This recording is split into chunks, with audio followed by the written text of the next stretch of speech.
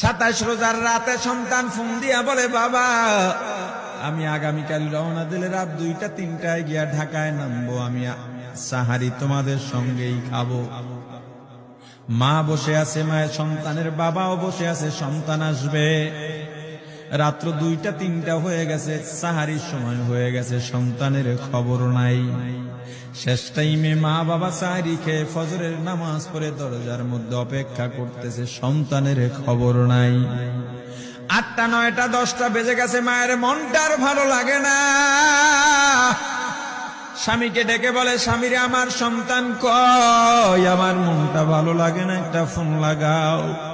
স্বামী ডাক দিয়া বলে, চিন্তা করো না, ঈদের সময় যানজট থাকতে পারে, চলে আসবে। কিছুক্ষণ পর বাবার মনটাও ভালো লাগে না, বাইরে নেমে পায়চারি করতেছে। হঠাৎ করে একটা ফোন চলে আসছে। সন্তানের ফোন দেখে বাবার সে কি আনন্দ। ফোন রিসিভ করে যখনই সালাম দিল, অপর প্রান্ত থেকে সালামের উত্তরে সন্তানের কণ্ঠ পাওয়া যায় না। বাবা ডেকে বললেন, বাবা তুমি কে? এটা তো আমার সন্তানের কণ্ঠ নয়, তবে মোবাইলটা আমার সন্তানের। ওপার থেকে ডাক দেয়া বলে, আপনি কি এই লোকেই মোবাইলওয়ালার বাবা? বলে, হ্যাঁ। আপনি এখনো বাড়িতে কি করেন? আপনার যেই সন্তান ঢাকা থেকে গাড়ি নিয়া 2500-এর দিকে রওনা দিয়েছিল, ওই গাড়িটা 2500 পৌঁছতে পারে নাই। পথিমধ্যে সংঘর্ষে রাস্তার মধ্যেই অনেকগুলো মানুষ মারা গেছে, অনেক যুবকও তার মধ্যে আছে। রাস্তার পাশে সাদা কাপড় দিয়া ঢাকা। দেখেন আপনার সন্তান এই লাশের মধ্যে আছে কিনা। মোবাইলটা আমি রাস্তার পাশে পড়ে পাইলাম। বাবা পাগলের মতো একটা দৌড় দিছে। মা মনে করছে সন্তান বুঝি কাছাকাছি চলে আসছে। অন্যান্য সন্তানদের ডাক দেয়া বলে, তোরা কে, কোথায়, এদিকে আয়, তোদের ভাই বুঝি কাছাকাছি আসছে। আমার কলিজার টুকরা সন্তান, তোর বাবা যে আগায় আনতে গেছে, তাড়াতাড়ি নতুন চাদর বিছা, বালিশের কভার গুলো খুলে নতুন কভার লাগা, পানি গরম বসা, আমার সন্তান এসে গোসল করবে। আহারে সবাই ফুলের মেলা, ফুলের তোড়া নিয়ে অপেক্ষা করতেছে। 4টা বছর কলিজার টুকরা বাড়িতে নাই, বিদেশ থেকে আসবে। বাবা স্পটে গিয়া দেখেন অনেকগুলো লাশ সাদা কাপড় দিয়া ঢাকা। একটা একটা মাথার উপর থেকে কাপড় উঠান আর কৌতূহল বাড়তেছে, কাপড় উঠান আর কৌতূহল বাড়ে। হঠাৎ তাকায় দেখে কলিজার টুকরা সন্তান লাশের মিছিলে শামিল হয়ে গেছে। বাবা সন্তানকে ধরে কাঁদেন আর বলেন, বাবা এত আদর আপ্যায়ন তোর জন্য, এত প্রস্তুতি রে বাবা। তোর মা তোর পথে বসে আছে রে বাবা, কি জবাব দিব বল? তুই যেদিন রওনা দিয়ে বিদেশ চলে গেলি, তোর মা সারা রাত ঘুমায় নাই, দরজায় গিয়া তোর পথের দিকে তাকা রইছি। কত রাত আমি মা আমি বাবা দেখলাম, তোর মা গভীর রাতে বিছানায় নাই। খুঁজতে খুঁজতে দেখলাম দরজায় গিয়া তোর মা কাঁদে। কত রাত তোর মা তোর জন্য নামাজ পড়তে পত্রে রাত্রটা নির্ঘুম কাটায় দিছে রে বাবা। কত রাত তোর মা তোর জন্য দোয়া করতে করতে নির্ঘুম রাত্র কাটায় দিছে। এই 4 বছরে 8টা ঈদ, ঈদের সময় আমরা নতুন কাপড় কিনছি, নতুন কাপড় পরছি। তোর মায়ের জন্য আমি নতুন শাড়ি এনে খাটের উপরে রাখলাম। ঈদের নামাজ পড়ে এসে দেখি কাপড়টা খাটের উপরেই আছে। তোর মা প্রথম ঘরেও নাই, মাঝের ঘরেও নাই, পেছনের ঘরেও নাই। খুঁজতে খুঁজতে গিয়া দেখি তোর মা কিচেন রুমে আছে। ওই নাস্তা নাড়াইতেছে, দুধ নাড়তেছে, দুধ উতলাইয়া পুইরা যাইতেছে, খবর নাই। আমি তাকায় দেখলাম তোর মায়ের 2 চক্ষু দিয়া টপ টপ করে পানি পড়তেছে। ডাক দিয়া বললাম, ওরে বিবি, ঈদের দিনে তুমি কেন কাঁদো? তোমার জন্য শাড়ি আনলাম, সেটাও কেন পরলা না? তোর মা জবাব দিয়া বলছি, স্বামী গো,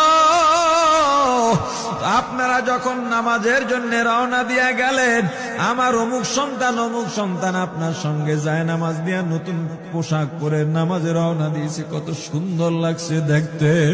হঠাৎ করে তাকায় দেখলাম আমার কলিজের একটা মানিক আপনাদের সাথে নাই। আমার মনটার ভালো লাগে নাই। আমি ফোন দিলাম আমার মানিকের কাছে। ফোন রিসিভ করে বলে, মা নাস্তা বানাইছি, খাইছি, এখনো ছুটিতে আছি, আনন্দ করতেছি, ঘোরাফেরা করতেছি, কিন্তু আমি মায়ের মন। আমি বললাম, বাবা তুই আমাকে পেটে ধরিস নাই, আমি তোকে পেটে ধরছি। আমাকে খুশি রাখার জন্য কত কথাই না বললি। ঈদের টাকা পাঠাইলি, তোর টাকা দিয়া তোর বাবা জামা কিনছে, তোর ভাইরা জামা কাপড় কিনছে, তোর টাকা দিয়ে পরিশ্রমের টাকা দিয়ে আমার শাড়ি কিনছে, গহনা কিনছে, কিন্তু তোর পাশে আমি হাতুড়ের বাড়ির শব্দ কেন পাই? আমার সন্তান বলতে চায় না, পরে বলে, মাগো কাজ করতে আসছি, টাকা নিয়ে কাজ করি, ঈদের দিনেও আমাদের ছুটি দেয় না। ওরে স্বামী বলে,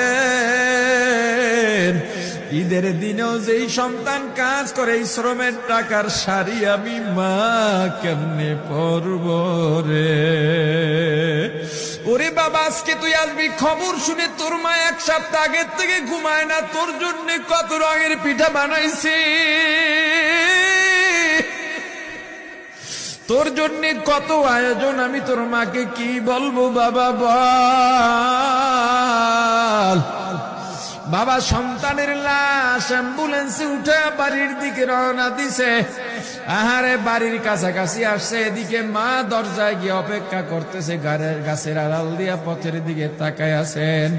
দেখেন একটা গাড়ি আসতেছে, মায়ের সে কি আনন্দ, বাড়ির মধ্যে দৌড় দিছে, তোরা কই তাড়াতাড়ি আয়, ফুলের মালাগুলা নিয়ে আয়। গাড়ি এসে পড়ছে, বাড়ির দরজা দিয়ে যখন অ্যাম্বুলেন্সের হরেন দিয়া ঢুকতেছে, হুইসেল দিয়া ঢুকতেছে, মা একটা চিৎকার দিছে, ওরে এই মরণ গাড়ি আবার বাড়ি কেন, কার কপাল পুরুষে?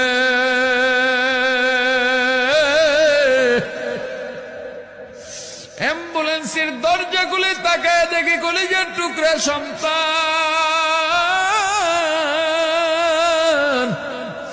এমন ঘুমাইছে, আর জীবনেও উঠবে না। মা কাঁদেন আর বলেন, ওরে বাবা এটা তোর বিছানা নয়, নতুন চাদর বিছাইছি।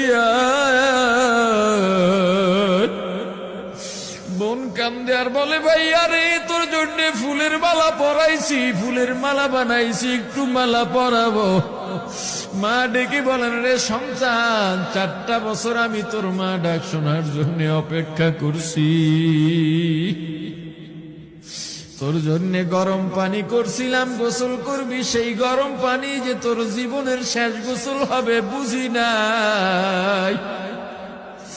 ওরে পর্দালের মাগো, আর কোন ভাষায় বুঝাইলে বুঝবারে মা, দুনিয়ার জীবনটা ক্ষণস্থায়ী, এই দুনিয়ায় নাফরমানি করা যাবে না, এই দুনিয়ায় নাফরমানি করা যাবে না, অহংকার দেখাবার কিচ্ছু নাই, এই দুনিয়া ছেড়ে যাওয়া লাগবে। আল্লাহ এত দয়া করছেন, মায়া করছেন, ওই আল্লাহর সঙ্গে নাফরমানি করো না রে ভাই, ওই আল্লাহর নেয়ামতের অশুকরিয়া করো না।